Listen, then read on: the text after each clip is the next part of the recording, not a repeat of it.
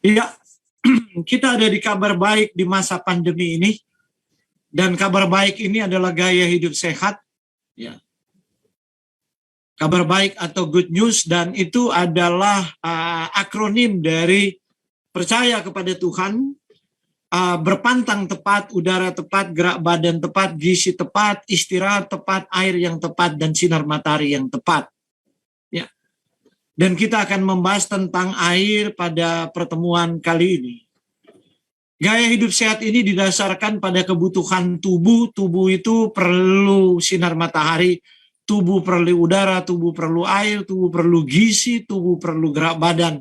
Tubuh kita perlu istirahat dan perlu berpantang. Jika hukum alamiah tubuh ini dipatuhi, maka sebenarnya dengan pertolongan kuasa Tuhan tidak ada penyakit yang tidak akan remisi ataupun disembuhkan. Nah, baiklah, kita tiba pada pembahasan tentang water atau air. Jadi water itu dibutuhkan oleh setiap orang pada berbagai tingkatan usia, sejak bayi sampai berusia tua. Dan yang kita butuhkan adalah water, dan itu adalah bukan minuman yang ada stimulannya. Nah, air ini adalah unsur kehidupan yang sangat murah, selalu tersedia namun terabaikan. Air adalah komponen dasar semua kehidupan karena bagian terbesar sel adalah air.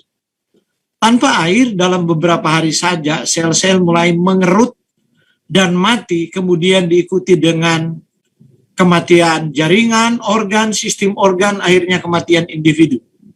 Sebagai aturan umum, seseorang dapat bertahan hidup tanpa air selama 3 hari. 3 hari saja ya. Namun ada beberapa faktor yang mempengaruhi, seperti banyaknya air yang dibutuhkan tubuh seseorang berbeda-beda, dan bagaimana ia menggunakan air dapat mempengaruhi hal ini. Tanpa air, tubuh tidak dapat berfungsi dengan benar dan akan mulai berhenti bekerja.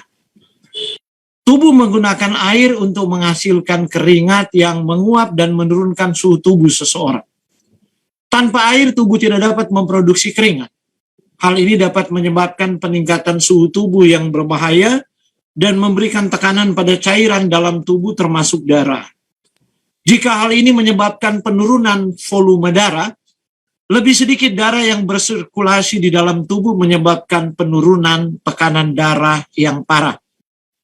Bahkan orang-orang dengan tekanan darah rendah itu kebanyakan dari mereka juga kekurangan air, termasuk saya sendiri. Ya. Karena itu saya bersyukur punya istri yang selalu mengingatkan saya jika ada di dekat saya untuk minum. Padahal gelas saya gelas 1 liter itu. Saya ambil gelas yang besar supaya tahu ini sudah habis air berapa banyak. Pada saat yang sama mulut mengering dan sistem pencernaan melambat. Ini sendiri dapat menyebabkan ketidaksadaran, bahkan kematian. Mari kita lihat tahap pertama. Haus. Artinya air hilang sebesar 2% dari berat badan. Maka akan muncul suatu rasa haus yang luar biasa yang tidak tertahankan. Kalau orang berat 70 kg seperti saya, maka itu berarti air hilang 1,4 kg. Efek ini, rasa haus ini muncul sangat haus, dan ginjal Anda mengirim lebih sedikit air ke kandung kemih. Akan menggelapkan urin Anda sampai menjadi merah. Saat Anda berkeringat akan jadi lebih sedikit, suhu tubuh akan meningkat, darah menjadi lebih kental dan lamban pergerakannya. Dan untuk menjaga kadar oksigen, maka detak jantung Anda meningkat. Jadi orang-orang yang kekurangan air, ya masuk akal jika mereka juga pada tingkat tertentu meningkatkan pengaruh pada kerusakan ginjal dan pengaruh pada pembuluh darahnya. Oke, sesudah itu tahap pingsan. Jika sudah tahap sangat kekurangan air, sudah sangat haus dan tidak ada air minum, maka terjadi dehidrasi dalam tubuh yang parah, kehilangan air 4% dari berat badan, kalau 70 kg adalah 2,8 kg. Efeknya darah Anda sangat terkonsentrasi sehingga penurunan aliran darah membuat kulit Anda mengerut. Tekanan darah Anda turun membuat Anda rentan untuk pingsan. Jadi ada orang pingsan karena kekurangan cairan. Ada banyak orang tua yang ditinggalkan, orang-orang di sekitarnya mengalami ini. Ya. Karena kadang-kadang ada orang tua yang sudah pikun sampai lupa minum. Begitu. Dan memang kecenderungan orang tua sering lupa minum kalau tidak dibiasakan dari muda. Tahap ketiga, kerusakan organ. Jika berlanjut terus sudah pingsan, terus langsung tidak diberikan air yang cukup, maka kehilangan 7%. Kalau berat saya 70 kg, maka saya hilang 4,9 kg. Yang hilang itu air. Tubuh Anda mengalami kesulitan menjaga tekanan darah. Maka untuk bertahan hidup, jadi sindrom hipovolemia ini, maka aliran darah ke organ non-vital diperlambat seperti ke ginjal dan usus dan menyebabkan kerusakan. Di titik ini walaupun orang tertolong dan hidup, tapi dia punya problem seumur hidup dengan ginjal yang rusak dan usus yang rusak. Dan jika tanpa ginjal menyaring darah Anda, limbah seluler dengan cepat menumpuk dan Anda benar-benar sekarat. Pada titik ini, jika tidak juga ditolong, maka terjadi kematian. Itu kehilangan air 10%. Jadi kalau saya berat 70 kg, maka hilang 7 kg. Maka lumpur beracun bukan hanya toksin-toksin dalam bentuk molekuler, sudah menjadi lumpur beracun menumpuk di aliran darah Anda, dan laporan kematian Anda akan berbunyi gagal ginjal, gagal hati, dan gagal jantung.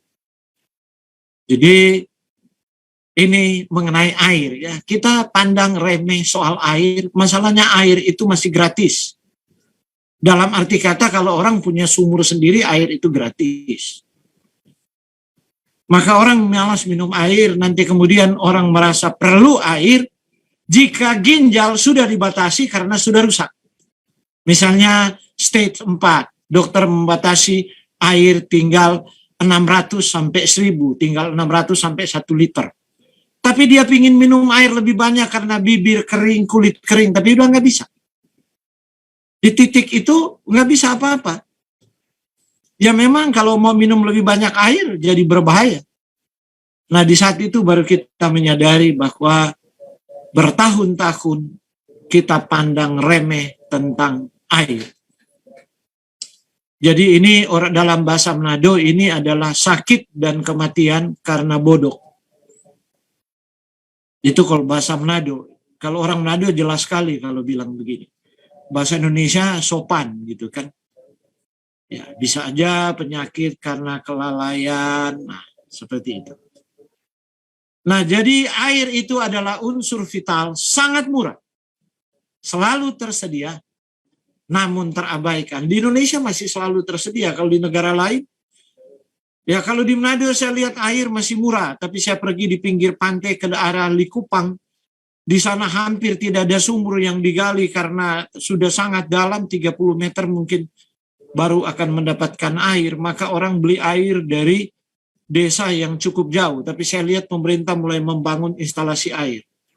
Maka saya lihat di sana daerah yang kering, ya, air itu sukar. Nah oke, mari kita lihat percentage dari body weight, dan kemudian umur, dan bagaimana kompartemen cairan tubuh. Ya. Kita melihat di situ air membentuk 50-75% dari massa tubuh. Kalau saya 70 kg, bayangkan aja 3/4 itu air.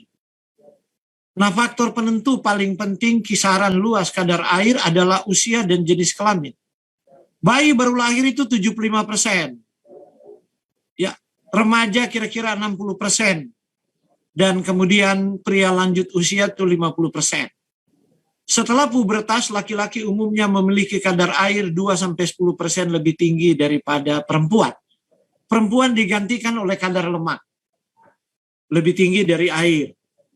Ya, karena itu tubuh perempuan agak berbeda dalam komposisi tubuh dengan pria ya. Oke, mari kita lanjut. Bayi baru lahir 75% berat badannya adalah air. Bagian otak kelabu kita 85% adalah air. Jika dia mulai turun, maka kita mulai sukar berkonsentrasi. Turun lebih jauh mulai giyeng-giyeng dan kemudian lebih jauh lagi tingkat kesadaran menurun akhirnya pingsan. Jadi kadang-kadang anak-anak menjadi tidak terlalu cerdas waktu belajar karena kekurangan air. Maka kalau saya seminar ke anak-anak selalu saya katakan bahwa siapkan air 1 botol 1,5 liter. Itu botol terbesar yang ada di Indonesia. Kemudian perhatikan, selama Anda di sekolah itu minimal yang harus habis. Sebab di sekolah sekitar 5-6 jam. Kalau bawa botol seperti itu ketahuan dia minum berapa banyak. Nanti kalau cuma beli botol 600 mili nanti ditanya sudah minum air, udah 1 botol. Bukan botol ukurannya berapa cc. Ya. Oke. Otot kita 75% air. Ya. Otot 75% air. Walaupun dikeringkan dia masih mengandung air di dalamnya. Sebab untuk metabolismenya dia perlu air. Kemudian tulang sumsum merah, 20-25% air di dalam tulang sumsum kita. Nah, air tubuh itu kita peroleh 2/3 dalam bentuk air minum dan 1/3 dalam bentuk makanan. Sebagian kecil dari metabolisme makanan. Oke, tahap yang sangat peka dengan air. Wanita hamil, anak kecil, bayi, dan orang tua yang lanjut usia. Kadang-kadang orang tua lanjut usia adalah orang yang di sekitarnya harus mengingatkan minum air. Orang di sekitarnya adalah pasangannya, suami istri. Tapi kalau dua-dua sudah tua dan kadang-kadang lupa minum, ya anak di sekitarnya. Ya kecuali anak di jauh, tapi sekarang kan bisa menjadi dekat melalui HP. Itulah bentuk kepedulian. Mah, Pak, minum air. Jangan nanti sudah mati baru menangis di peti mati, itu kebohongan paling besar itu. Ya. Itu kebohongan paling besar dari anak-anak itu pada orang tuanya adalah seperti itu. Waktu meninggal menangis meraung-raung, tapi perhatian yang paling kecil untuk mengingatkan minum air tidak pernah. Tapi nggak bisa disalahkan juga. Mungkin kesalahan orang tua aja, anak tidak pernah diajar untuk minum air. Anak dibiarkan bermain liar ke sana ke sini. Nanti kalau anak udah pucat, keringat, udah lemas, terus bibirnya kering, terus bilang mama haus, baru ibunya kasih minum air. Jadi ya ibu yang mendidik anak seperti itu, jadi setelah tua anak juga tidak akan mengingatkan ibunya. Ini masalah sindrom air dan pendidikan di dalam keluarga ya. Seperti itu.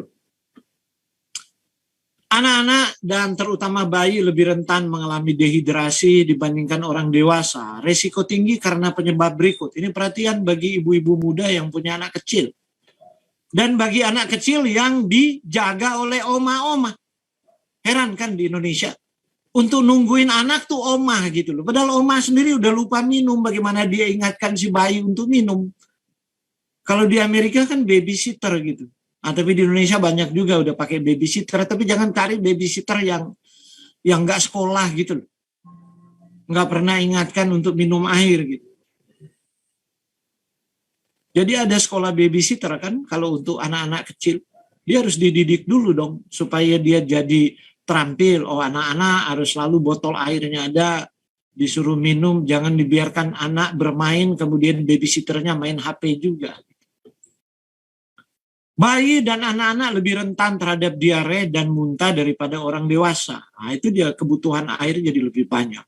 Ada pergantian proporsional yang lebih tinggi dari cairan tubuh pada bayi dibandingkan dengan orang dewasa. Baru anak kecil tidak bisa mengkomunikasikan kebutuhan mereka akan cairan dan tidak bisa secara mandiri mengakses cairan. Jadi itulah mengapa orang dewasa di sekitarnya harus tahu betul kalau mempunyai anak kecil gitu. Oke, para peneliti di Harvard memastikan orang-orang tua yang cukup minum air menghemat jutaan dolar untuk perawatan rumah sakit. Jadi sering orang tua itu punya banyak penyakit cuma gara-gara dehidrasi. Maka jantung mulai kumat, tekanan darahnya, fungsi ginjalnya, pengaruh pada pencernaan, pengaruh pada transmisi saraf. Jadi seperti itu ya. Jadi air itu vital. Dehidrasi mengurangi volume sirkulasi efektif sehingga mengganggu perfusi jaringan. Jika tidak segera dikoreksi, kerusakan organ akhir iskemik terjadi yang menyebabkan morbiditas yang serius. Tadi kita udah bahas itu. Nah, 3 kelompok gejala atau tanda terjadi pada dehidrasi yang berhubungan dengan cara terjadinya kehilangan cairan. Pertama, diare, muntah, dan poliuria. Karena itu muntah BR itu rentan sekali walaupun orang dewasa. Saya masih ingat dulu saya sudah SMA, kemudian ada tetangga saya, sudah umur udah 20-an lebih, meninggal karena muntaber. Hanya dalam jangka waktu 4 hari. Itu rupanya karena dehidrasi dan yang merawatnya tidak mengerti. Baru yang berhubungan dengan ketidakseimbangan elektrolit dan asam basa yang terkadang menyertai dehidrasi, ini yang menyebabkan keparahan. Karena itu sering ditambah elektrolit bagi orang dehidrasi. Baru langsung karena dehidrasi. Nah, yang disebut elektrolit yaitu garam natrium dan garam kalium. Natrium itu garam dapur. Jadi konyol kalau orang kekurangan garam dapur. Wong garam dapur ada di dapur kok kekurangan garam. Kecuali karena pengaruh obat dan ada penyakit tertentu, misalnya kanker tertentu menyebabkan kekurangan darah, ya. Atau penyakit misalnya keadaan hormon tertentu, nanti kita bahas ya. Tapi ada juga karena kebodohan itu, karena depresi. Oke. Mengapa tubuh membutuhkan air? Pertama, air itu pelarut utama untuk semua makanan. Yang berikut meningkatkan kecepatan pencernaan, enzim dan penyerapan zat oleh sel-sel. Tapi dalam hal ini ada yang perlu diperhatikan ya, waktu makan jangan makan sementara minum. Minum dulu 30 menit sebelum makan, baru kemudian makan dan jangan minum sementara makan. Meningkatkan efisiensi sel darah merah untuk menangkap oksigen di paru-paru, memasuk oksigen untuk sel-sel dan membawa gas buangan ke paru-paru. Sarana pembawa toksin dan sisa metabolisme ke hati dan ginjal untuk dibuang, dan pelumas utama ruang sendi membantu mencegah artritis dan nyeri punggung. Pencahar untuk mencegah sembelit, meningkatkan efisiensi sistem kekebalan tubuh. Mengencerkan darah dan mencegah penggumpalan.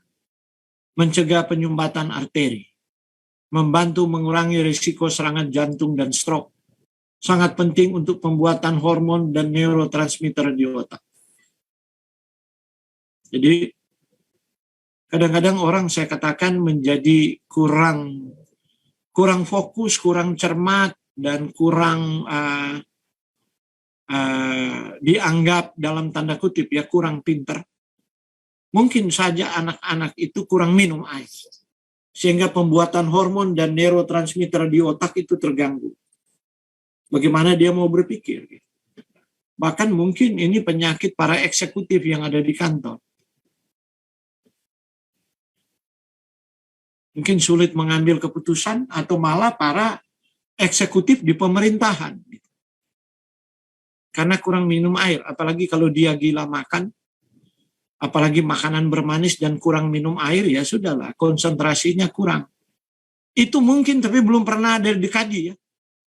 Mengenai etos kerja dari pegawai negeri. Mengapa pelayanan publik itu kok melempem gitu.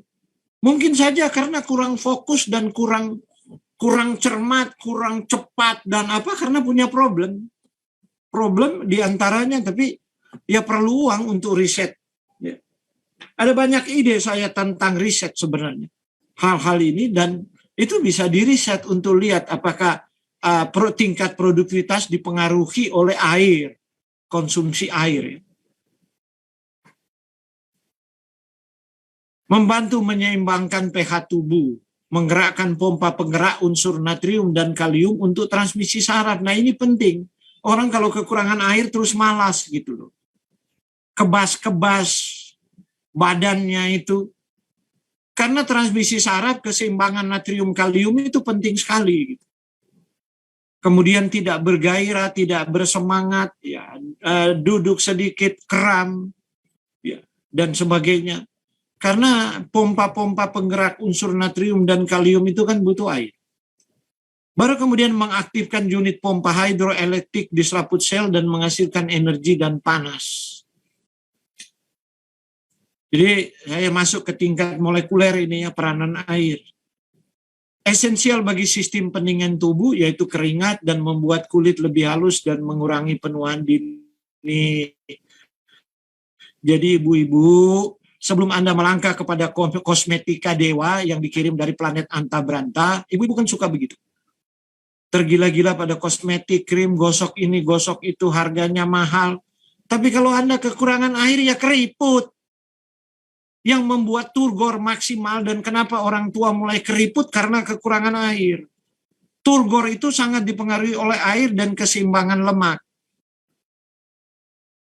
Karena itu kalau Anda menyemprot air untuk menghidrasi kulit dalam bentuk air yang mikroskopis ya, dengan semprotan yang ya sekarang disebut semprotan nano, kulit dilembabkan akan kelihatan kulit itu lebih kenyal dan bercahaya tanpa perlu kosmetika, apalagi kalau pakai air murni, air yang tidak mengandung mineral kemudian disemprot-semprot gitu kan.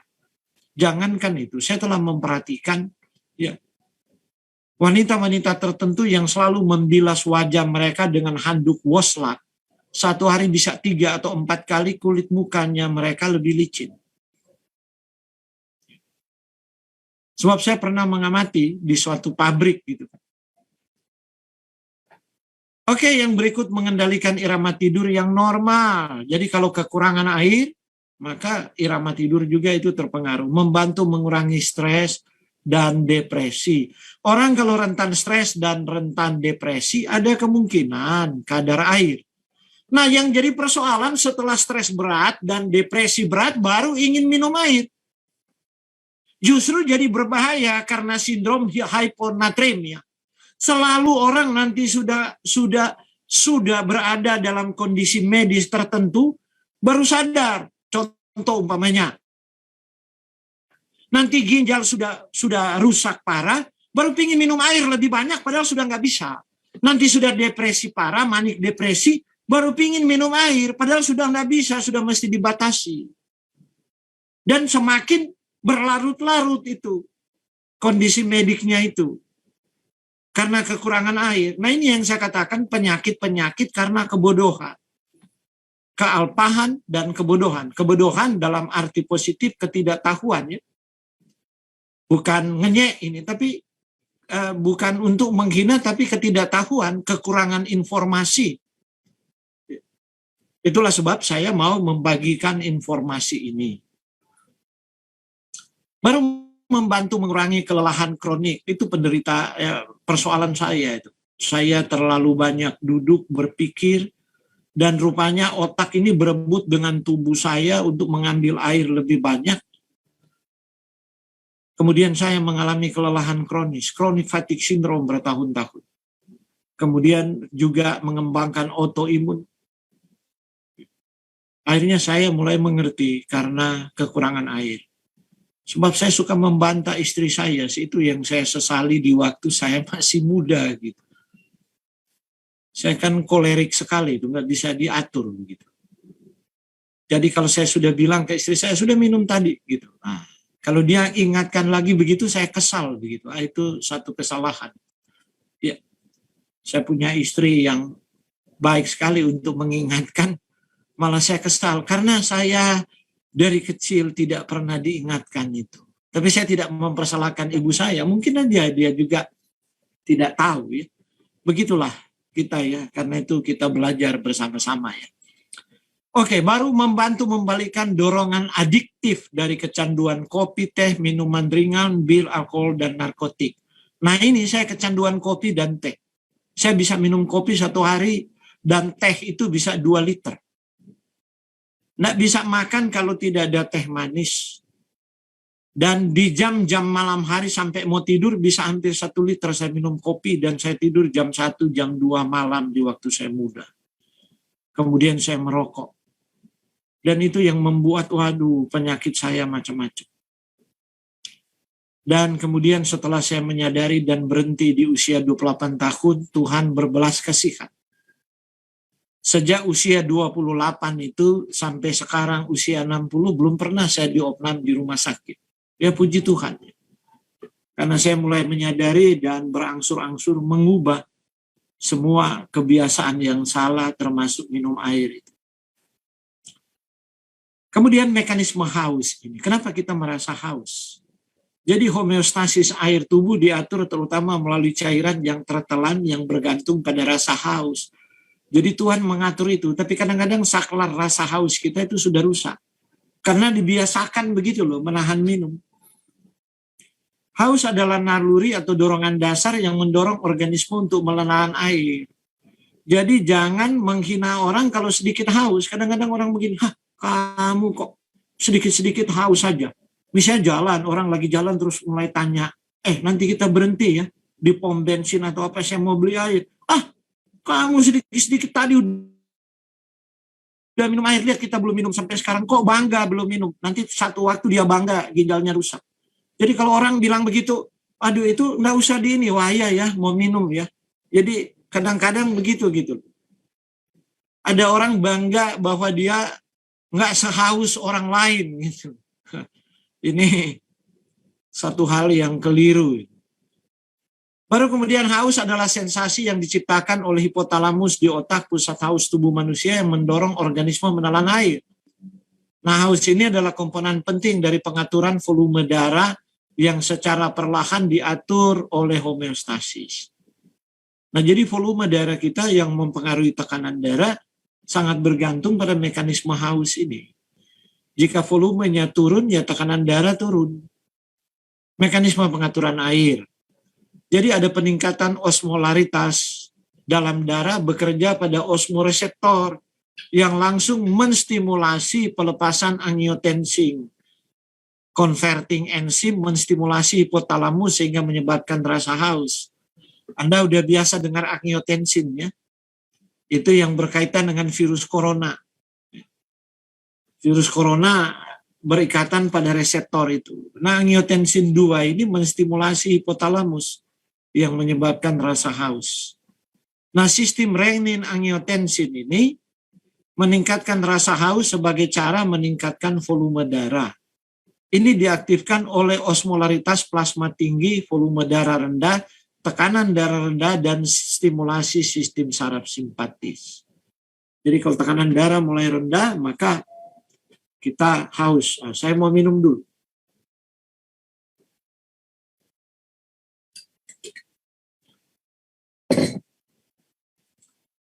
Mekanisme pengaturan air, mekanisme kontrol hemostasis tubuh memelihara lingkungan internal yang konstan, memastikan bahwa keseimbangan antara perolehan cairan dan kehilangan cairan dipertahankan. Nah, kemudian ada hormon antidiuretik ADH yang juga dikenal sebagai vasopressin dan aldosteron. Hormon yang dibuat oleh sistem renin-angiotensin memainkan peranan utama dalam keseimbangan ini. Jika tubuh menjadi kekurangan cairan, akan terjadi peningkatan sekresi hormon-hormon yang disebutkan tadi, yang menyebabkan air ditahan oleh ginjal melalui peningkatan reabsorpsi tubular dan pengeluaran urin menjadi berkurang. Jadi kita menjadi kurang kencing. Sebaliknya, jika kadar cairan berlebihan, sekresi hormon ini ditekan, mengakibatkan berkurangnya retensi cairan oleh ginjal, terjadi peningkatan volume di kandung kemih, akhirnya kita sering kencing. Nah, mekanisme pengaturan air ini ada hormon pertumbuhan, pengatur air, mendorong mekanisme haus, yang lebih sering supaya tersedia air 75% bagi pertumbuhan sel. Jadi Tuhan sudah atur, kita punya komputer luar biasa ya. Sel perlu bertumbuh, dan untuk bertumbuh kebutuhan airnya harus mencapai sekitar 75%. Itu ketersediaan minimal, baru itu aman bagi pertumbuhan. Maka hormon pertumbuhan ini mengatur mekanisme yang mendorong haus. Itulah sebabnya pada orang tua di waktu hormon pertumbuhan ini sudah mulai tidak bekerja karena memang sudah tua. Maka orang tua kadang-kadang lupa minum. Seperti itu. Kalau anak kecil bukan lupa minum, dia nggak tahu kalau dia haus. Itu perbedaannya. Mekanisme pengaturan air bergantung pada kadar garam. Garam menahan sejumlah air di luar sel. Ini bikin orang banyak air dan gemuk. Ya, gemuk air karena kadar garam tinggi. Karena itu waktu orang berpantang garam, maka berat badan turun. Itu berarti dia gemuk air. Yang hilang itu air dan nggak boleh terus-menerus berpantang garam. Itu bahaya tuh diet garam untuk menurunkan berat badan. Itu diet paling konyol itu, yang pernah didesain. Itu kehilangan air tok. Baru kemudian kalium terdapat pada semua buah dan sayuran. Itu menahan sejumlah air di dalam sel. Jadi keseimbangan natrium dan kalium yang menggerakkan pompa hidroelektrik air untuk bergerak dari cairan ekstra ke cairan intra. Seperti itu. Jadi air ini bergantung pada dua mineral ini yang cukup besar di dalam tubuh kita. Kalium banyak pada buah dan sayuran, natrium adalah garam dapur. Semua ada di alam dan tersedia di dapur. Konyol orang darah tinggi kekurangan kalium, sehingga dikasih water pills, yaitu pil kalium untuk menurunkan tekanan darah, dia banyak kencing. Itu kekonyolan pertama. Kekonyolan kedua adalah orang kekurangan garam sehingga pergi ke rumah sakit hanya untuk infus garam. Kenapa saya gunakan kata yang kurang enak, agak konyol? Karena dua-dua ada di dapur gitu loh. Kok bisa kekurangan? Kecuali karena penyakit tertentu. Tapi kalau orang normal, fungsi jantung normal, fungsi ginjal normal, fungsi hormon-hormon normal, kenapa terjadi kekurangan? Kelalaian. Ya, atau ketidaktahuan. Ada tahu dan lalai itu konyol namanya.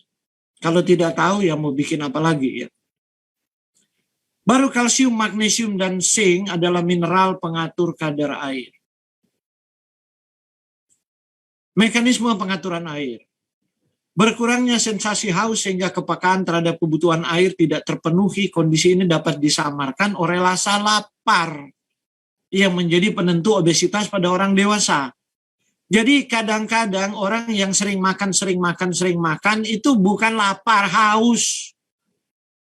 Baru habis makan 2 jam, kok sudah pingin makan lagi. Jadi otaknya itu aneh, menerjemahkan rasa haus dengan rasa lapar. Karena apa? Dari bayi masih kecil menangis sedikit karena haus, dikasih makan sama ibunya. Dikasih minum susu. Sedikit-sedikit anak menangis itu disumpal dengan payudara atau botol susu. Padahal belum tentu dia lapar. Karena itu, semua ibu yang menjadi ibu tuh harus mengerti, susui anak sampai payudara kosong, jangan cuma setengah. Kalau boleh sampai terasa sakit, artinya payudara kosong. Baru kemudian nanti terangsang lagi, waktu payudara kosong dia akan terangsang cepat untuk diproduksi. Yang susah kalau cuma setengah kosongnya. Seperti itu. Nah itu memuaskan si anak gitu. Nah kalau dia udah puas begitu, kalau dia menangis berikut, periksa mungkin suhu tubuh, mungkin ada semut, mungkin suara-suara mengganggu. Jangan sedikit-sedikit dikasih minum.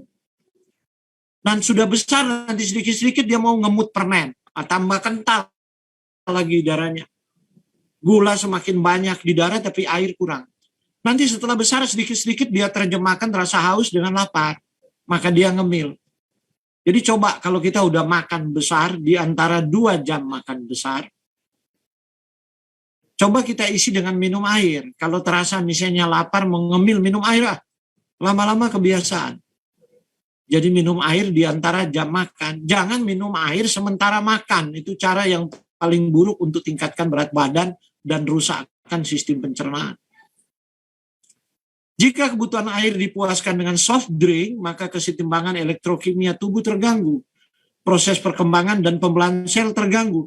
Tubuh menyalakan alarm biokimia seperti reaksi alergi, asma, nyeri otot, dan sakit kepala. Jadi kalau ada asma, perhatikan minum. Ada asma memang ya karena memang itu Kara sindrom ya, berkaitan mungkin dengan sistem imun. Tapi ada karena ya itu menjadi berlarut-larut karena kekurangan air. Dan karena ada juga alergi karena kekurangan air. Itu alarm biokimia, itu reaksinya salah satu seperti alergi karena kekurangan air. Oke, cara minum air, diminum langsung saat bangun pagi 1-4 gelas semampunya. Tentu bergantung berat badan, tinggi badan, usia, jenis kelamin, pekerjaan, dan sebagainya. 1-4, bukan berarti 4 gelas. Pak Urun tuh bilang 4 gelas ya harus minum 1000 cc. Bukan begitu maksud saya. Sebab ada terapi orang disuruh minum air. Bangun tidur, minum air 1000 cc. Wah, itu bagi orang tua bahaya tuh. Bagi hormon pengatur kadar air di ginjal. Dan juga berbahaya untuk akhirnya bisa menciptakan itu sindrom hiponatremia. Kekurangan kadar garam.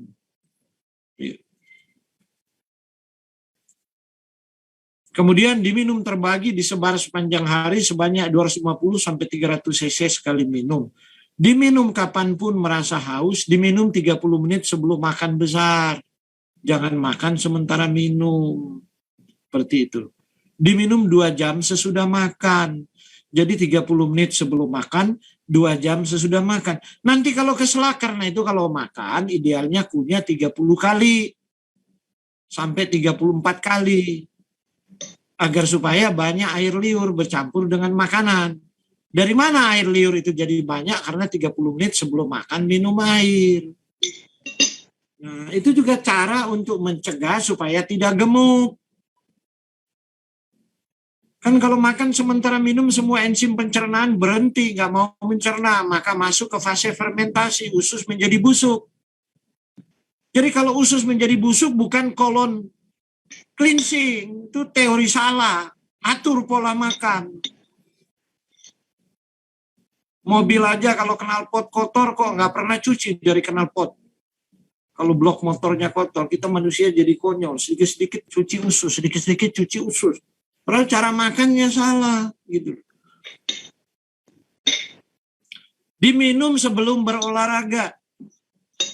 Diminum air. Sebelum berolahraga minum air banyak, apalagi olahraga berat. Otot itu perhatikan, 75% air. Tubuh kehilangan air melalui kemih sampai 1.500 ml, 1,5 liter. Melalui keringat, buang air besar, paru-paru ketika bernapas. Air hilang bersama sejumlah garam, sekitar 3-4 gram. Itu sebab anak-anak kalau berdiri upacara atau ikut gerak jalan kemudian pingsan, nah, langkah awal adalah kasih kaki di atas. Kepala kasih lebih bawah. Jangan biar dia duduk pingsan bisa mati. Itu kekurangan kadar garam dan elektrolit langsung kemudian, karena itu tiap kali dulu saya di yayasan pendidikan, saya mengawal anak-anak kalau gerak jalan dan anak-anak kalau ke lapangan upacara selalu bawa garam dan gula. Anak-anak murid itu SMA tanya, "Sir, ini buat apa?" "Tenang aja." Nanti kemudian ada, waduh ini pingsan dan lain-lain. Nah, ambil air, isi di botol, garam, gula, dikocok, kasih minum. Nah, jadi seperti itu. Kalau Anda berencana untuk mendaki gunung, juga bawa begitu, air, gula, garam, elektrolit, atau bawa yang apa itu, yang di puskesmas digratisin, dikasih itu elektrolit, ya itu, bawa. Sebab nanti kehilangan air, berkeringat sekali dan kehilangan kadar garam. Kebutuhan air, pola metabolisme air, dan daur ulang air dalam tubuh sangat bergantung pada kondisi lingkungan, aktivitas fisik, dan keadaan suatu penyakit. Kehilangannya rata-rata 6-10 gelas sehari. Ini adalah jumlah minimal yang harus dipasok. Kalau Anda hilang 10 gelas, itu jumlah minimal 10 gelas harus masuk.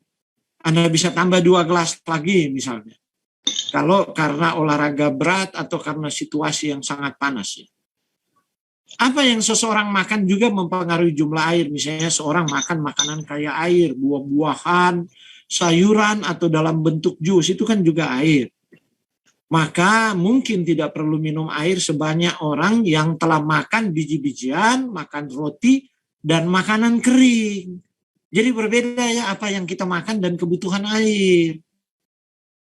Karena jenis makanannya, contoh orang makan misalnya semangka. Jangan habis makan semangka minum air lagi banyak-banyak. Itu semangka tuh kayak air gitu. Nah ini tolok ukur kebutuhan air pada warna kemih. Perkemihan kita tidak berwarna itu baik. Kalau dia berwarna kuning muda, mulai kurang baik. Kalau sudah berwarna jingga itu buruk. Ke bawah Anda lihat itu. Jadi terhidrasi dengan baik, dehydrated, kemudian extremely dehydrated. Dan itu yang berbahaya, yang saya dalam permulaan tadi, yang bisa menyebabkan pingsan dan kematian. Bayangkan urin sudah merah seperti itu. Kecuali mungkin orang menggunakan obat diuretik. Kesalahan persepsi sehingga tubuh kehilangan air. Meminum minuman bukan air murni, pasti akan lebih banyak kencing. Orang haus kok beli soft drink, lebih banyak kencing. Minum bir, minum alkohol, minum kafein, minum teh. Nah ini saya nggak ngerti sepanjang saya kuliah. Karena itu saya bingung. Di zaman SMA saya malas mencatat. Tapi guru baru keluar tinggalkan ruangan, saya pergi di depan anak-anak, kemudian saya terangkan mengenai kimia. Kemudian teman-teman saya bilang, kok kamu terangkan kami lebih mengerti daripada guru terangkan. Dan waktu saya masih SMA, saya mengajar teman-teman saya, dan mereka nggak lupa kalau ketemu sampai sekarang. Ada ketemu malah sudah doktor, terus saya bilang, luar biasa ya udah jadi pengajar, kalau kamu nggak ngajar kimia dulu, mana kita bisa ngerti. Tapi setelah saya kuliah saya makin melempem. Karena apa? Hampir nggak pernah minum air. Minum kopi, teh. Gila tuh sampai malam itu. Nongkrong makan roti bakar, ngopi gitu. Belajar sampai jam 1, jam 2 malam. Karena saya gila. Saya kuliah fakultas biologi sama fakultas hukum. 2 fakultas kuliah.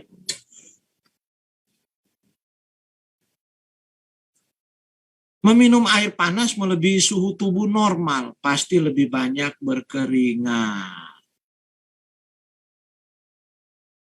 Tanda-tanda dehidrasi asma, alergi, tekanan darah tinggi, sembelit.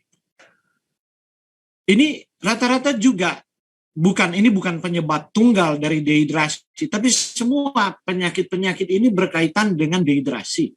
Kemudian diabetes tipe 2, penyakit-penyakit autoimun. Nah, saya penderita autoimun dan diabetes tipe 2, tapi diabetes tipe 2 sudah hilang, sudah nggak ada. Autoimun sudah sangat terkendali, kecuali saya nakal, makan trans fat, dan kurang minum, mulai penat lagi saya, menjadi kaku tubuh saya. Baru kemudian ada 7 nyeri, kalau kekurangan air. Nyeri lambung, nyeri dada, nyeri pinggang, nyeri kepala, nyeri otot, nyeri sendi, nyeri kolitis. Tolong diperiksa apakah kita dehidrasi atau tidak. Kemudian ada 3 mual, perut panas, perut mual di pagi hari, kehamilan, dan akhirnya bulimia, penyakit dari Lady Di. Itu sebenarnya orang yang kehilangan air terlalu banyak di tubuh mereka, dan mereka salah persepsinya itu. Sehingga terjadi bulimia itu. Nah jenis air yang ada di pasaran, air botolan biasa, air mineral, air heksagonal, air destilasi, air osmosis, air alkalin. Sebenarnya tidak ada yang lebih bagus dari air-air ini, walaupun air-air ini, air alkalin begitu mahal mesinnya. Kenapa orang minum terasa ada perubahan yang signifikan minum air alkalin? Karena dia kekurangan mineral alkalin, pembentuk alkalin. Nah mesin air itu adalah memiliki elektroda untuk mengumpulkan semua alkalin itu, karena itu sebagian air dibuang. Dia ambil mineral pembentuk alkali, itu bisa kalium pembentuk alkali, bisa magnesium. Nah kalau orang banyak makan sayur atau buah, minum jus sayuran, apalagi nggak perlu air alkalin. Seperti itu. Malah terlalu alkali, darah itu tidak enak, ngos-ngosan. Alkaloidosis, orang bisa ventilasi paru-parunya masalah, dia sesak nafas. Nah, jika air-air ini semua sudah ditera, diperiksa bebas, yang paling utama adalah periksa mengandung logam berat tidak, seperti arsenik atau logam berat yang lain, itu paling penting. kemudian mengandung pencemar atau tidak, dan ya itu yang paling utama. Jadi saya tidak membahas jenis-jenis air ini yang ada di pasaran ini. Oke, gangguan keseimbangan air. Dehidrasi adalah kehilangan cairan tubuh secara berlebihan. Ada 3 jenis dehidrasi. Pertama, hipotonik atau hiponatremik, hilangnya elektrolit khususnya natrium atau garam. Ini banyak diderita oleh orang tua. Baru kemudian hipertonik atau hipernatremik, hilangnya air, terlalu banyak garam. Nah, tekanan darah naik, hilangnya air. Baru kemudian isotonik atau isonatremik, kehilangan air, elektrolit yang sama. Pada saat bersamaan isotonik, isonatremik, kehilangan air, kehilangan elektrolit yang sama, maka tekanan darahnya turun, garamnya turun. Maka dokter akan infus elektrolit. Nah, oke, mari kita lihat. Saya mau bahas mengenai hyponatremik, kehilangan garam yang banyak diderita orang tua. Ya. Tanda-tanda gejala hiponatremia mungkin termasuk mual dan muntah, sakit kepala, kebingungan, kegelisahan dan lekas marah, kehilangan energi, kantuk dan kelelahan, kelemahan otot, kejang dan kram, koma. Itu kekurangan garam. Kalau kekurangan garam sampai koma itu betul-betul konyol. Harusnya orang di sekitar mesti tahu, sebab ini kalau dia berulang, orang sudah mesti tahu. Kalau ibunya atau bapaknya seperti itu, anak di sekitar sudah tahu. Oh, ini dia pasti kekurangan kadar garam. Maka harus diingatkan begitu. Itu bentuk kepedulian. Apalagi masih tinggal satu rumah atau berdekatan seperti itu. Oke, penyebab natrium memainkan peranan penting dalam tubuh Anda. Ini membantu menjaga tekanan darah normal, mendukung kerja saraf dan otot Anda, mengatur keseimbangan cairan tubuh Anda. Jadi ini fungsi dari garam. Karena itu Tuhan buat begitu berlimpah. Karena itu semua laut itu asin. Dan laut adalah bagian paling besar di seluruh dunia ini, bukan daratan, lautan. Ya, luar biasa enggak Tuhan? Karena Tuhan bikin tubuh kita perlu garam. Tingkat natrium darah yang normal adalah 135 sampai 145 mili ekuivalen per liter. Hyponatremia itu jika turun di bawah 135 mili ekuivalen. Nah, banyak kemungkinan kondisi dan faktor gaya hidup yang menyebabkan hyponatremia ini. Contoh, minum terlalu banyak air pada orang tua, sekaligus minum air 1 liter gitu. Nggak minum-minum terus minum 1 liter, konyol. Jadi minum air kalau orang sudah tua pelan-pelan, minum terbagi. Jangan sekali minum 1 gelas besar, apalagi sudah tua. Muntah atau diare kronis dan parah penyebab dehidrasi lainnya. Masalah jantung, ginjal, dan hati. Sindrom hormon antidiuretik tadi, SIADH tadi, yang tidak tepat. Nah, dokter akan memeriksa itu semua. Kalau sindrom hormon antidiuretik, mungkin dia infus kasih vasopresin dan sebagainya. Perubahan hormonal, insufisiensi kelenjar adrenal, ini jarang, penyakit Addison. Atau kadar hormon tiroid rendah. Saya tekanan darah rendah, hormon tiroid rendah, kurang minum, itu jadi problem besar. Obat-obatan tertentu. Jadi ya kondisi juga mengenai kekurangan garam ini karena obat tertentu. Baru episode depresif berat. Nah, ini masalah penyakit cari sendiri orang Manado bilang. Kalau orang depresi. Kalau tadi penyakit-penyakit itu ya ini. Tapi kalau orang depresi ini kan masalah hati dan masalah pikiran. Nggak ada obatnya. Obatnya adalah dia tidak punya pengharapan kepada Tuhan. Jadi obatnya dia perlu bertuhan dalam hidupnya. Itu saja. Kok Pak Uruntu ngomong begitu, kan di Indonesia kan ketuhanan yang Maha Esa, orang bertuhan. Belum tentu. Dia beragama di KTP. Tapi di dalam pikirannya nggak punya Tuhan. Tuhan ada di mulut. Di pikiran apalagi hatinya begitu. Orang depresi begitu kan. Ada banyak alasan untuk menjadi depresi. Di antaranya dia kehilangan pengharapan kepada Tuhan. Apapun boleh menekan hidup kita. Apa saja boleh menekan. Tapi mereka yang memiliki Tuhan dalam hidupnya dan bisa berkomunikasi dengan Tuhan, menyampaikan semua keluhannya, segala depresi itu sebelum menjadi depresi itu hilang, baru stres sudah hilang. Tapi kalau dia coba pikul itu, nah itu namanya kebodohan dan kekonyolan. Otak manusia apalagi sudah tua mana sanggup.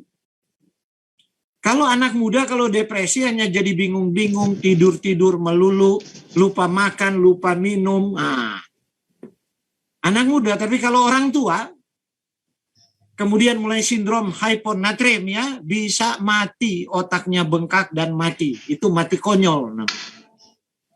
Ya. Nah, gangguan depresi mayor mencakup 5 hal atau lebih gejala dalam periode 2 minggu. Ini depresi yang berhubungan dengan hiponatremia, kekurangan kadar garam. Pertama, psikomotorik, agitasi atau keterbelakangan, perubahan berat badan yang signifikan atau insomnia atau hypersomnia. Sukar tidur. Ya. Baru kehilangan energi, minat yang berkurang dalam aktivitas, malas-malas gitu. Penurunan kemampuan untuk berkonsentrasi. Ya, dan semakin parah kalau suasana hati semakin tertekan, muncul perasaan tidak berharga, dan pikiran kematian yang berulang-ulang.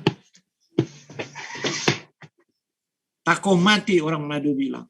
Pikiran kematian. Oh, semua mati stopi. Kemudian perasaan tidak berharga. Ya biasa di orang tua itu tidak berharga, kurang diperdui anak, dan sebagainya. Karena dia tidak punya pengharapan kepada Tuhan. Teman di dunia itu mungkin tidak peduli, tapi kasih juru selamat itu luar biasa. Ya, kalau Anda orang Kristen, ya itu penghiburan. Kalau Anda beragama yang lain mendengarkan Zoom saya, ya Anda juga saya percaya punya Tuhan yang Anda imani. Nah, jadi seperti itu.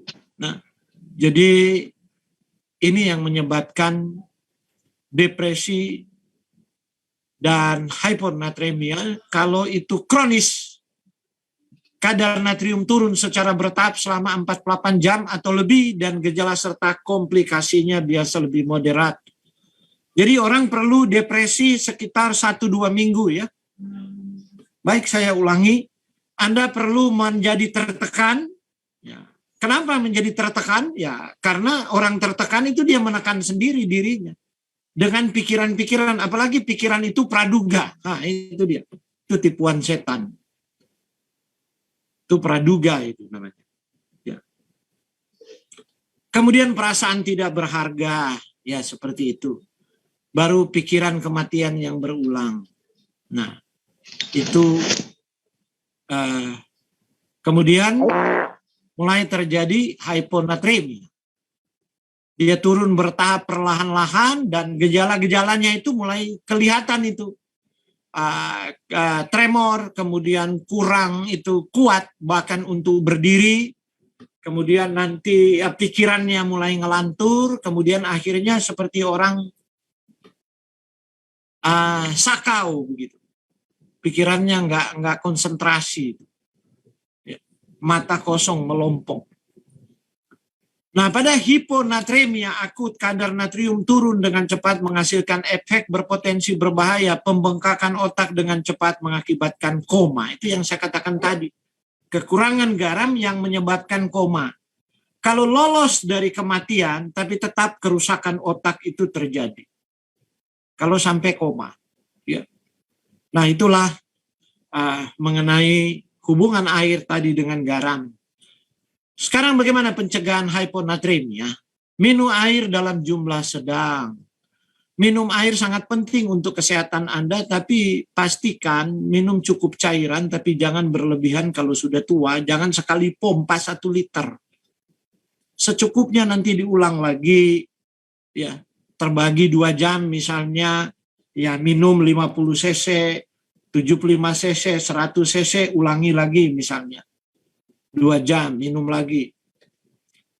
Rawat kondisi terkait, mendapatkan pengobatan untuk kondisi berkontribusi terhadap hiponatremia yang berbahaya karena insufiensi kelenjar adrenal. Itu hanya dokter yang akan membuat statusnya itu ya.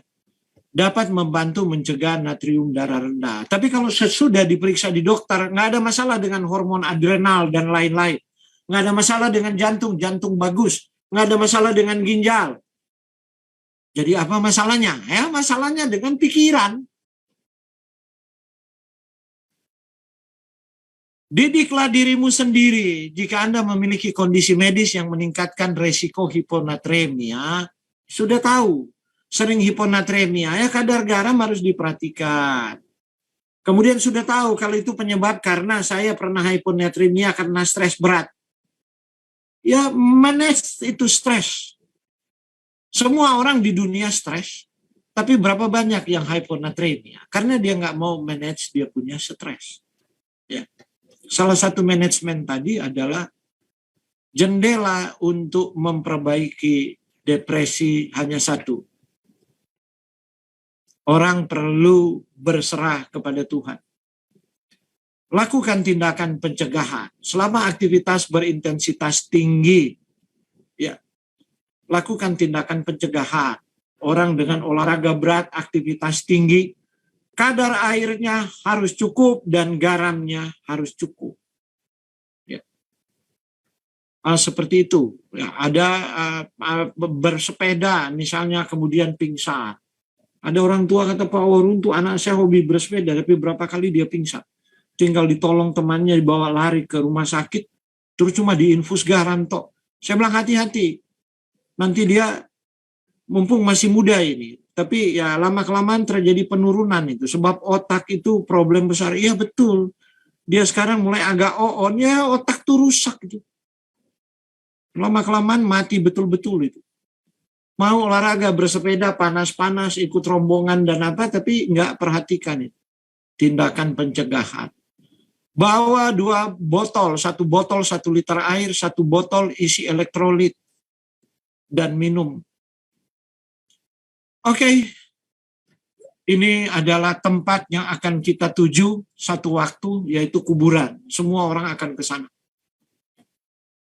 Tetapi Nabi yang paling bijaksana adalah raja juga yang paling bijaksana, Nabi Sulaiman, Raja Salomo berkata di dalam salah satu kitabnya yang diinspirasikan, Pengkhotbah 7 ayat 17. Jangan terlalu fasik, janganlah bodoh. Mengapa engkau mau mati sebelum waktumu? Apalagi mati cuma karena kekurangan air dan kekurangan garam. Itu mati sebelum waktu Tuhan. Tuhan Yesus memberkati kita. Saya sampai di sini, saya serahkan kembali kepada host. Baik, terima kasih. Pembahasan yang sangat menarik kita boleh dengarkan pada malam hari ini, boleh membantu di dalam kehidupan kita. Kita akan tiba pada proses tanya jawab. Saya berikan kesempatan untuk mereka yang ingin bertanya, bisa melalui kolom chat atau boleh menanyakan langsung. Untuk pertanyaan pertama, saya akan kita sampai kita sampai jam 9 aja ya. 3 pertanyaan saja. Oke, baik. Kebetulan di kolom chat sudah ada pertanyaan. Pertanyaan pertama, sebagian orang vegan yang tidak makan garam karena sakit kanker, bagaimana mengenai kebutuhan tubuh terhadap garam? Itu pertanyaan pertama.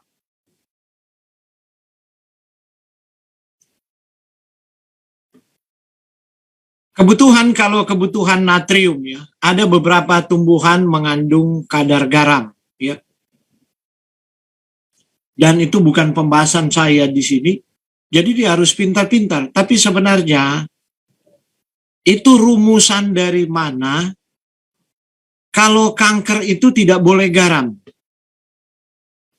Nah, saya nggak mau bahas itu, Anda pelajari dari mana. Orang kanker itu pelajari dari mana? Tubuh perlu kadar garam sampai pada tingkat tertentu. Ukurannya adalah cek kadar garam. Saya sudah berikan tadi. Ya, berapa banyak kadar garamnya? Kalau kadar garamnya normal dan dengan pola makan seperti itu berarti sudah tepat. Dia mendapatkan garam melalui makanannya. Tapi kalau kadar garam rendah kemudian karena pola makan seperti itu, kenapa mau mati konyol? Itu yang saya ulang-ulangi tadi itu. Kekurangan kadar garam kemudian mati kan mati konyol namanya. Jadi mesti tambah garam dong di makanan. Dan justru beberapa kanker selalu kekurangan kadar garam. Beberapa kanker yang saya observasi selalu kekurangan kadar garam. Maka saya tambahkan kadar garam. Kecuali kanker usus yang dikembangkan oleh makanan fermentasi yang mengandung garam. Karena itu maka ada kesepakatan dan dijurnalkan. Sampai pada tingkat tertentu lebih dari 4.000 mg per hari itu berbahaya untuk mengembangkan kanker pada saluran pencernaan. Itu yang dijurnalkan. Lebih dari 4.000 mg itu 4 gram. Tapi kenapa membuang garam sama sekali? Wallahu alam. Saya nggak mau komentari itu. Ya, sebab kadang-kadang ya kalau orang berkonsultasi dengan saya bukan begitu protokol saya. Oke, lanjut. Baik, pertanyaan kedua. Bila kita minum obat, berapa liter air idealnya kita harus minum per hari? Bergantung tadi, kayak katakan adalah 6-10 gelas hilang satu hari itu adalah jumlah minimal yang harus kembali. Jadi orang kalau mau tahu yang lebih klinis, cek, Anda beli aja gelas ukur, kemudian kencing satu hari ditampung di gelas ukur berapa banyak? 1,5 liter yang keluar itu minimal yang harus diganti. Itu minimal. Kemudian kalau hilang 1,5, lihat Anda makan banyak buah nggak dan lain-lain. Mungkin dari buah dan lain-lain itu mencapai hampir setengah liter. Berarti Anda dapat 2 liter. Tentu bergantung tingkat aktivitas. Nah, obat dokter tidak mempengaruhi sebenarnya obat dokter apa ini maksudnya. Obat dokter kan tidak mempengaruhi berapa banyak air yang dibutuhkan. 2, liter sudah cukup sebenarnya. Jangan kemudian obat dokter harus minum lebih banyak air sampai 3 liter. Wow, saya tidak sarankan itu, bergantung usia ya. Sebab nanti kalau kadar air terlalu banyak, kemudian sering kencing, kekurangan kadar garam, nanti masuk ke hiponatremia nanti. Dan kalau hiponatremia itu berlanjut terus karena ketidaktahuan, nanti kondisi seperti saya jelaskan tadi. Jadi cukup itu 2,5 liter minum obat dokter itu cukup. Saya nggak tahu dapat rumusan dari mana. Kalau banyak minum obat dokter ya banyak minum air. Nanti dia minum air orang sudah tua lagi. Ya beda dengan orang masih muda ya. Fungsi ginjalnya masih 100% lebih. Dia punya CKD-EV. Oke, lanjutkan. Baik, ada satu pertanyaan tetapi pertanyaan teknis. Jadi saya tidak akan menyatakan di sini. Untuk pertanyaan teknis bisa langsung menghubungi Bapak Fredrik untuk konsultasi. Selepas acara ini akan kami berikan kontak nomornya. Jadi pertanyaan berikutnya mengenai buah naga. Konsumsi buah naga pada pagi hari, air seni jadi berwarna.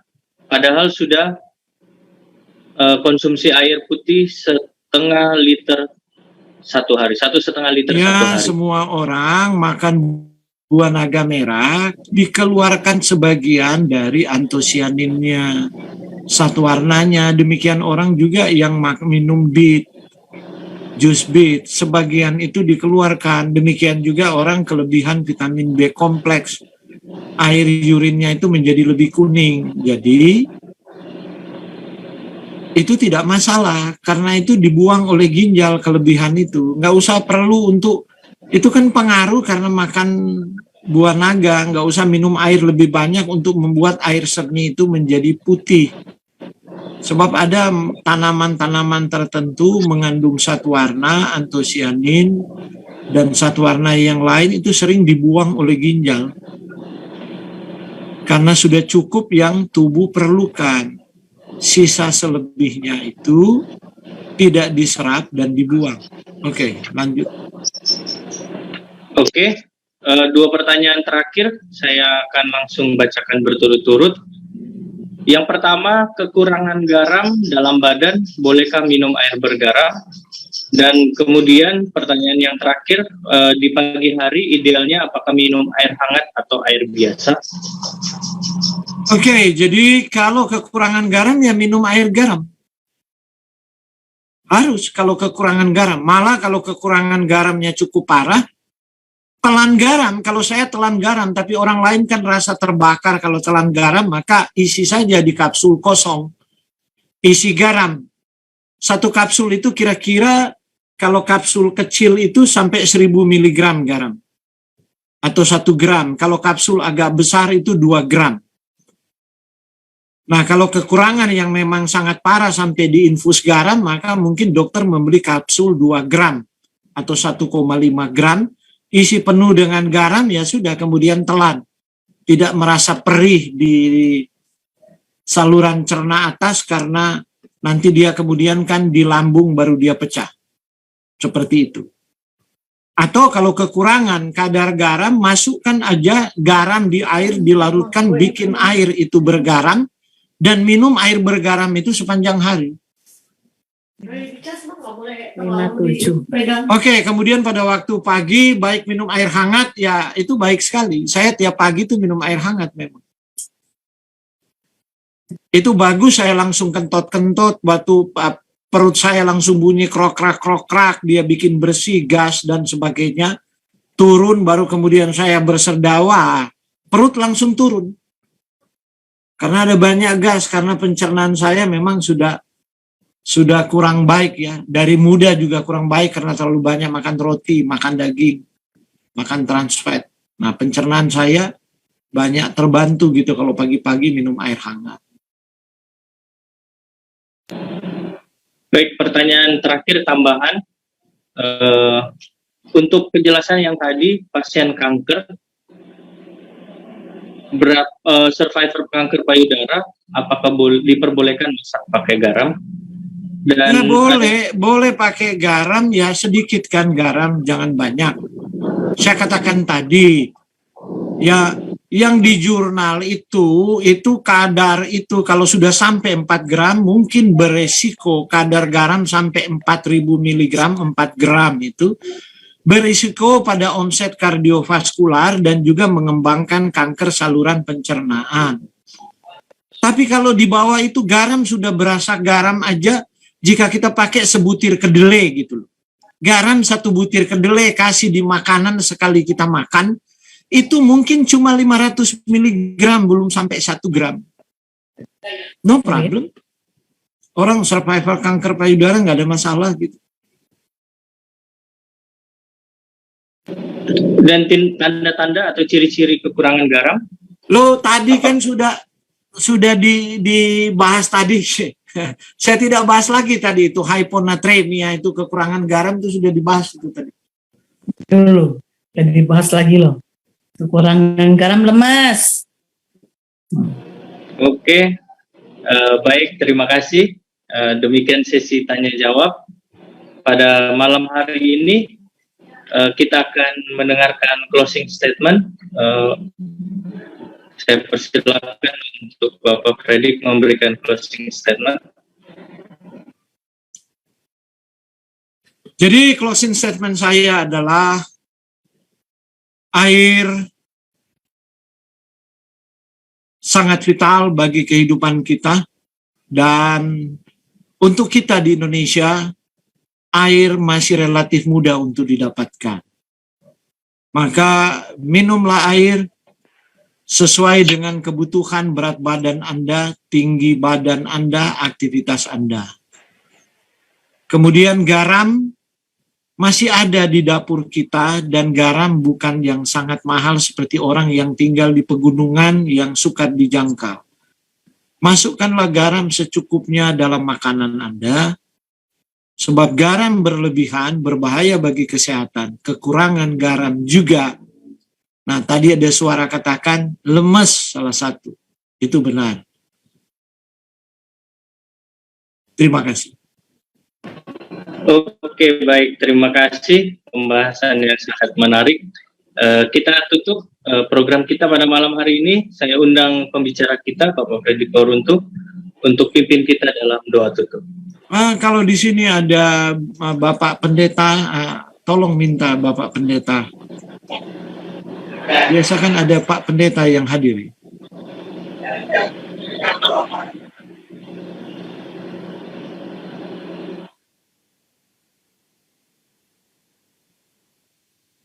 Oke, kalau tidak ada, mari kita berdoa. Ya Tuhan, Allah Khalik langit dan bumi, Bapa yang kekal, yang mengasihi kami. Terima kasih ada begitu banyak hikmat yang Tuhan tempatkan di alam, bahwa bumi ini 2/3 bagian adalah air, dan air terbesar berada di laut mengandung garam. Ini menjadi hikmat bagi kami bahwa kami membutuhkan air dan kadar garam yang cukup bagi tubuh kami.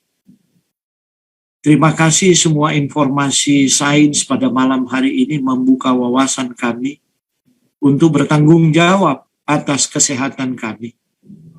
Bertanggung jawab atas diri kami masing-masing. Jika sakit penyakit itu datang karena kelalaian, ketidaktahuan, kebodohan, dan ampuni kami ya Tuhan terhadap dosa kesengajaan. Jika sakit penyakit itu datang karena kesengajaan kami terhadap hukum-hukum kesehatan, termasuk membiarkan pikiran kami rusak, kami mengalami stres berkepanjangan dan depresi, yang akhirnya merusak kesehatan kami. Kami musrahkan malam ini pada saat kami akan tidur ke dalam tangan, penjagaan, pengawalan Tuhan, karena Engkaulah yang mengirim malaikat kudus-Mu menaungi rumah kami masing-masing, sehingga kami dibebaskan dari berbagai bencana alam, niat hati dan tangan orang jahat. Kami boleh tidur dengan nyenyak dan besok pagi, hanya oleh anugerah-Mu, ada kehidupan bagi kami saat kami bangun dengan tidak kekurangan apapun juga. Terima kasih, kami bersyukur hanya di dalam satu nama yang indah dan berkuasa, Yesus Kristus yang menjadi juru selamat dan imam besar kami. Amin.